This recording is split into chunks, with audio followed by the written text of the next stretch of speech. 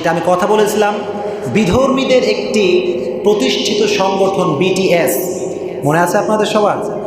10 minute বলেছিলাম, বেশি না। বিটিএস এটা এমন একটা ভাইরাস শব্দ যে এর ফ্যান্স এটা শুধুমাত্র বিদেশেই নাই, বাংলাদেশেও হিউজ ফ্যান্স তাদের আছে, স্পেশালি মেয়েরা। এই যে বিটিএস নিয়ে আমি কথা বলেছি, সোশ্যাল মিডিয়া যারা ফেসবুক ইউজ করেন, ইউটিউব ইউজ করেন, বিটিএস যারা ভক্ত, আমার প্রিয় ভাই এবং বোনেরা, তারা আমাকে গালি গালাজ করে শেষ করে দিয়েছে। হাই রে গালি, এক একটা পোস্টে 20,000, 30,000, 40, এমনকি 46,000 পর্যন্ত কমেন্ট কি? আমার ভাই, আমার বোন মুসলিম, সে মুসলিমা, সে বিধর্মীদের পক্ষ নিয়ে আমাকে গালি দিচ্ছে। কাদের পক্ষ নিয়ে গালি দিচ্ছে? তবে একটা বিষয় আমি উল্লেখ করি, গত সপ্তাহে যখন কথা বলি 10 মিনিট বলেছিলাম বিটিএসকে নিয়ে কথা, সেক্ষেত্রে আমি বলেছিলাম যে একটা মাঙ্ক ব্যাং রিমিক্স, একটা সং যেটা বলেছিলাম বিটিএস থেকে রিলিজ হয়েছে, যেখানে আল্লাহর সঙ্গে শিরিক করা হয়েছে। সেখানে বলা হয়েছে ওয়ার্শিপ মি লাইক আল্লাহ, যুবক দাবি করেছে আমি হচ্ছি আল্লাহ, নাউজুবিল্লাহ বলেন। তবে একটা বিষয় আমার, ইট ওয়াজ মাই মিস্টেক। সেটা কি? আমি বলেছিলাম এটা বিটিএস থেকে রিলিজ হয়েছে। এই বিটিএস থেকে একটা সং রিলিজ করা হয়েছে, এটা হচ্ছে আপনার এমন একটা সং, মাঙ্ক ব্যাং রিমিক্স। আমি নিউজ পড়ছিলাম আজকে, ইন্ডিয়ান নিউজ পড়বেন, আমেরিকান নিউজ পড়বেন, বিবিসি নিউজ পড়বেন, সব নিউজ এটা আছে। এই গানের ভিতরে এই ছেলেটা অর্থাৎ বিধর্মীটা, সে দাবি করেছে সে হচ্ছে গড, সে আল্লাহ। আসলে এটা বিটিএস থেকে রিলিজ হয় নাই, বরং এটা আমেরিকান একজন পপ স্টার, তার নাম হচ্ছে জে ফার্ক। তার নাম কি? জে ফার্ক। সে এটা রিলিজ করেছে। এখন একটু বোঝেন, কথা বলেছি 10 মিনিট, কয় মিনিট? 10 মিনিটে একটা ওয়ার্ডলি মিস্টেক হতে পারে কি পারে না? শব্দগত একটা মিস্টেক হতে পারে কি পারে না? আমি 10 মিনিট কথা বললাম, প্রিয় ভাইরা এটা শুনে নাই। তারা শুনেছে কি যে আমি কেন যেই সংটা বিটিএসের নয় সেই সংটা আমি কেন বললাম বিটিএসের। গালি গালাজ করে, মিমি টিমি বের করে, ইভেন আমি দেখলাম অনেক মেয়েরা আমার বিরুদ্ধে ভিডিও বানিয়েছে। আমার বোন। আমি একটা কথা অলওয়েজ বলি, দেখেন, আপনি আমাকে গালি দিচ্ছেন বিধর্মীর পক্ষ নিয়ে। কার পক্ষ নিয়ে? আমার কষ্ট লাগতো কখন জানেন? যখন বিধর্মী আমাকে গালি দিত, তখন আমার কষ্ট লাগতো না, কারণ যে বিধর্মী আর কি বোঝে। কিন্তু কষ্ট লাগে তখন যখন আমি দেখি যে আমার ভাই, আমার মুসলিম ভাই, আমার মুসলিমা বোন বিধর্মীদের পক্ষ নিয়ে আমাকে গালি দেয়, তখন আমার মনটা ভেঙে যায়। কিন্তু আমি এই কথা বলি, আপনারা যতই আমাকে গালি দেন, যতই যা কিছু করেন, আমরা দিতে চাই ভালোবাসা। আমরা দিতে চাই কি? জোরে বলেন, দিতে চাই কি? কারণ আমাদের হৃদয়ে আছে শুধু ভালোবাসা। আমাদের হৃদয়ে কি আছে? ভালোবাসা আর ক্ষমা। কারণ আমরা গালি দিতে কখনো কাউকে শিখি, যতই গালি দাও, যত কিছু বলো না কেন, আমরা বলবো ক্ষমা, আমরা বলবো কি? কারণ আমাদের যে নবী, দ্য প্রফেট মুহাম্মদ সাল্লাল্লাহু আলাইহি ওয়াসাল্লাম, always come back to love, always come back to forgiveness. বিশ্বনবী অলওয়েজ মানুষকে ক্ষমা করতেন, মানুষকে মাফ করে দিতেন, ভালোবাসতেন।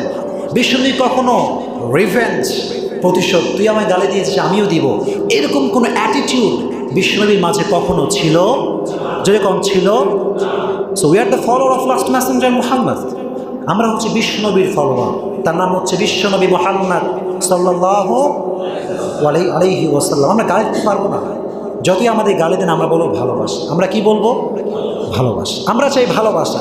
We want to spread the love, spread the forgiveness. We don't want to spread the revenge. আমরা ভালোবাসা দিয়ে বিশ্ব জয় করতে চাই, হিংসা বিদ্বেষ গালিগালাজ করে কখনো আমরা বিশ্ব জয় করতে চাই? আমরা ভালোবাসা চাই। আরেকটা কথা আপনাদেরকে বলি, এখানে অনেক যুবকরা আছে, হয়তো অনেকে দূর থেকে এসেছে, কুষ্টিয়া থেকেও এসেছে, নওগাঁ থেকেও এসেছে, অনেকে দূর দূরান্ত থেকে এসেছেন আপনারা। আমি অলওয়েজ একটা কথা বলি যে দেখেন, যেই মানুষটা আপনাকে বলে যে তুমি নামাজটা পড়ো, দিন শেষে কী পড়বা? নামাজ পড়বা, সে যেই হোক, সে আপনার শত্রু হতে পারে, যেরকম শত্রু হতে পারে। তোমার যে ফ্রেন্ড তোমাকে বলে যে বন্ধু সব করছো ঠিক আছে, দাড়িটা রেখে দাও, দাড়িটা, সে যেই হোক সে তোমার শত্রু হতে পারে। তোমার যে বন্ধু তোমাকে বলে, আমার বন্ধুদেরকে বলছি, যেই বান্ধবী আপনাকে বলে যে তুমি পর্দা করো, এভাবে বেহায়ের মতো চলো না, সে যেই হোক, কিন্তু সে আপনার শত্রু হতে পারে। আমি এখান থেকে বলতে চাই এই কথা, যারা বিটিএসদের পক্ষ নিয়ে আলেমদের গালি দিচ্ছেন, আমায় গালি দিচ্ছেন, আমি এতটুকুই বলবো, তারা আপনার শত্রু, আমরা আপনার বন্ধু। আমরা আপনার কি? দিন শেষে বন্ধুকে চেনেন। আল মারউ মা মান আহাব্বা, যার সঙ্গে যার ভালোবাসা তার সঙ্গে তার হাসর নাসর। এটা হাদিস, ল্যাঙ্গুয়েজ অফ হাদিস, হাদিসের ভাষাই এটা। আল মারউ মা মান আহাব্বা, যাকে তুমি ভালোবাসবা in the day of judgment তার সঙ্গে তোমার হাসর নাসর দিবে একজন, তিনি কে? এই জন্য দিন শেষে বন্ধুকে চেনেন।